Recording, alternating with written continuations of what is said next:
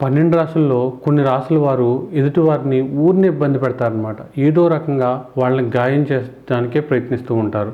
దానివల్ల ఎదుటి వాళ్ళు చాలా బాధపడుతూ ఉంటారు. అయినప్పటికీ కూడా వీళ్ళు మారరనమాట. వీళ్ళ చేష్టలు, వీళ్ళు మాటలు ఎదుటి వాళ్ళని ఎప్పుడూ బాధపెడతానే ఉంటాయి. కాబట్టి ఈ రాసుల వారికి కొంతవరకు మిగతా వ్యక్తులు దూరంగా ఉండడం మంచిది.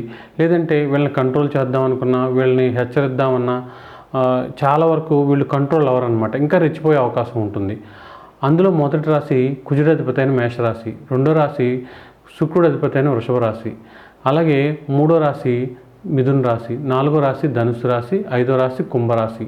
ఈ 5 రాశుల వారు కూడా వీళ్ళ జోలికి వచ్చిన వాళ్ళని, జోలికి రాని వాళ్ళని కూడా చాలా వరకు ఇబ్బంది పెట్టే అవకాశం ఉంటుంది. కాబట్టి వీళ్ళకి ఉద్దేశపూర్వకంగా బాధపడుతున్నారా, ఉద్దేశపూర్వకంగా బాధపెట్టలేదో కూడా వీళ్ళకి అర్థం కాదనమాట. ఎదుటి వ్యక్తిలో ఉన్న లోపాలని ఎత్తి చూపడం, ఎదుటి వ్యక్తులను కంట్రోల్ చేయడం కూడా ఎక్కువగా ఉంటుంది.